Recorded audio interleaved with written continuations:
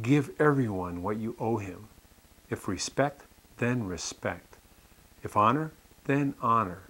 Romans chapter 13, verse 7. We've mentioned previously that during the past half-century, the atomistic family of self-focused individuals has become the norm in the U.S. There are now 2 or 3 generations of Christian families who become as self-centered and self-consumed as those who are worldly. This pursuit of self has replaced the biblical responsibility of both personal obedience to God and spiritual accountability for their children.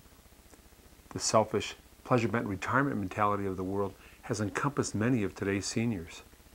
Younger parents no longer benefit from the support of their own parents as they struggle to impart Christian character into their children.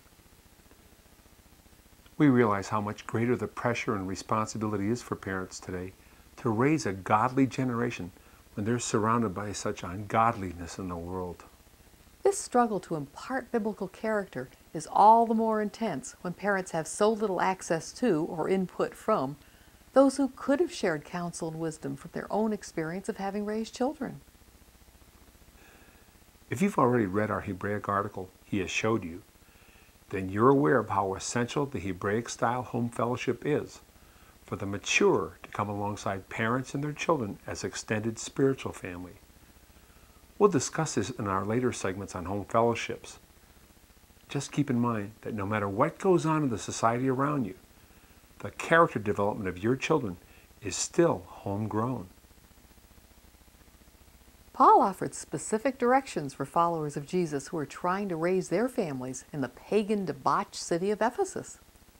His counsel applies well to followers of Jesus in our own hedonistic culture.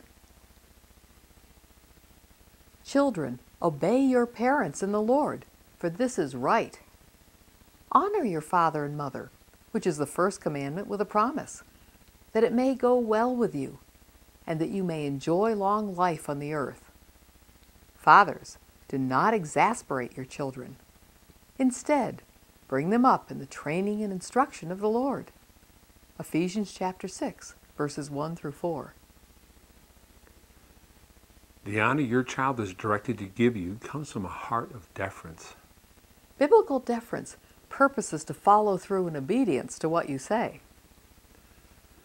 The apostle refers to this kind of obedience as right. This word actually connotes just and expected by the person who has set the rules, in this case, the parents. The word Paul chose to describe the honor that's due parents carries a quality of esteem and high value for those who are being honored. It's a heart reverence towards someone who is precious and beloved. That depth of relationship has grown from within, not put on as an obligation or to avoid chastisement. A child learns deference to authority and the justice of this character quality as he internalizes the right motivations for his actions. Deferent obedience is not sitting down on the outside, but standing up defiantly on the inside. You'll know that the character trait of deference is growing in your children when they avoid choices and decisions that would offend or disappoint you. Fulfill their responsibilities with a willing heart rather than a burden of obligation. Humbly honor and esteem those who have a right to it. You instill this kind of deference in your children through instruction and correction. As deference grows in your child's heart, the influence of his sin nature diminishes. Part of parental responsibility is directed specifically to fathers, to chastise the child through disciplinary action if need be, and to reprove or correct along with words of encouragement. Both are needed for the child to know he's valued and loved by his parents. The Bible doesn't call for you to have to earn deference from your children. Deference is due you because God gave you the authority you have, and you must have the courage to exercise it. In particular, you must not hesitate to exclude and correct those people or things that rob your home of peace and harmony. To include and commend those actions and attitudes that contribute to the peace and harmony of your home. Paul also warns fathers to not exasperate their children so that they become enraged against you. That means you need to exercise self-control, even if your child's action or attitude seems utterly foolish. How consistent you are to apply house rules is a consideration too. Otherwise, your children will be apprehensive over what you'll confront one time and ignore the next. You're also modeling godly justice when you don't show favoritism among your children. A wise parent points to the well-being of the entire household as a goal for each family member and confronts behavior which disrupts that harmony each and every time. The mantle of authority doesn't depend on how you feel about it. Rather, it's a call from God for every father who desires to please Him. Do you yearn to raise your children with godly deference? Then you need a clear understanding of the purpose of your marriage and how our Lord wants the authority He's given you to be used in raising your children. In order to parent the way our Lord calls you to, you need to know the nature of your responsibilities.